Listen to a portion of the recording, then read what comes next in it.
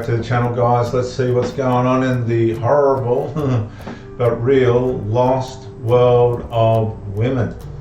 Y'all are not going to believe this. I want to tell you about a first date that I had with a guy a couple of months ago, a coffee date, and then I'm going to tell you what happened on the date last night. A couple of months ago on a dating app, I met a guy, we talked, conversation was reasonable, nothing to get it all worked up and excited about. Now you've got to realize this, guys, these women are dating and having sex with multiple men.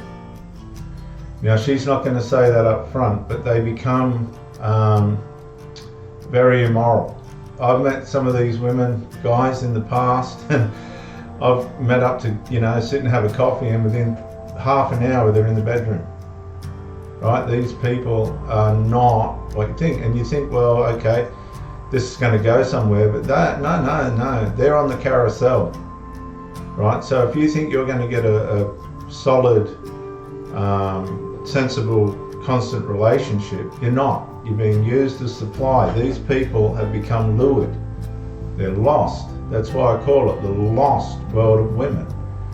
They've got lust deceiving them and misleading them. They present themselves well. You'd think she was an angel of light, wouldn't you? But you listen to this story. I had a quick listen to it. You've got to look behind the scenes at how lured, how loose, and how disrespectful these women are. He invited me out. He couldn't quite make up his mind. Dinner, lunch. He was like, let's this, that. Okay, so what she's basically saying is this guy's a simp. Women like to be led, right? They want to be led. You've got to say, right, we're going here. I want you to do that, do this, get that. Women like to be led. They like to be checked.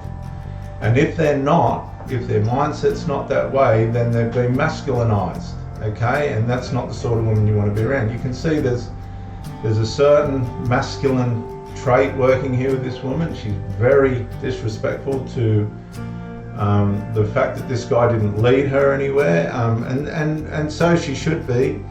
By the time you're dealing with people of this age, if you're my age, 60, you should know that a woman wants to be led. And if you don't realize that, you're starting on the wrong foot, because you're not displaying confidence. Okay, a woman doesn't want to decide what you want to do with her. She wants the mystery of where you're going to take her. Went on for a couple of days of that sort of back and forth, trying to sort it out. I'm like, this can't be that big of a damn decision. Pick a place, a day. But anyway, and it's interesting what these women will tolerate too, guys. They'll put up with a fair bit just to get that new piece of supply, that another notch on the belt. Finally settled on a coffee date. We went, and the coffee date was going to be inside the bookstore. So I got there. It's a little tiny space too. And I got there first on the coffee date. So instead of me standing there looking crazy, I went ahead and ordered my own coffee. And Okay, so this is interesting. It shows you an element of selfishness, right? If I turned up for a coffee date and a woman's sitting there already drinking her coffee, I'd be offended. As a matter of fact, I'd probably say, thanks for coming, turn around and walk out. Because if she hasn't got the hospitality to sit there and wait to have the coffee together, that's showing you that she's selfish. As soon as I paid for my coffee, he popped up behind me, said hi, and introduced himself. I said, great. And he got he already had a cold drink, a tea or something in a cup with a straw from the coffee shop. So it just goes to see, this is the world of the wolves. Okay, a lot of these people have had good marriages. They haven't been able to manage them. They've walked out on them, or they've been walked out on, or something silly has happened, and now they're in amongst the wolves, and it's a world of disorder, complete disorder. You're not going to get sense out of these people. And what they don't tell you when they're talking up their great experiences with all these strangers and getting yacked on and all the rest of it, don't worry, she's been run through, this woman, by more men than we'll ever know. Can you see the disarray in all of this? He's got a drink, he got it himself. She's got a drink, she got it herself. And they were supposed to meet together to sit and have a coffee. So before the things even started, guys, it's an absolute mess. Okay, so you can see the conflict before we're only, I don't know, a minute, 2 minutes into this, and it's an absolute mess. Now, her motive here is to undermine masculinity, right? You can see it. You can see by her approach to this video. She might disagree with that, but a lot of these people are ignorant of themselves. What are we, 1 minute 14 in, and it's an absolute mess.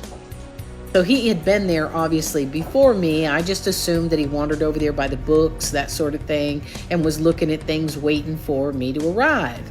And I didn't think anything of me paying for my own coffee. So hang on a sec. This is the contradiction, right? Look at the contradiction in what she's saying.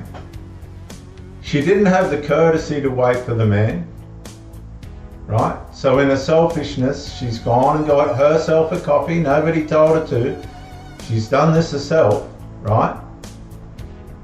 And now she's saying it's not a big deal. She's going to say probably it's not a big deal that I got the coffee and all the rest of it. But it's a big deal. But it had nothing to do with the man.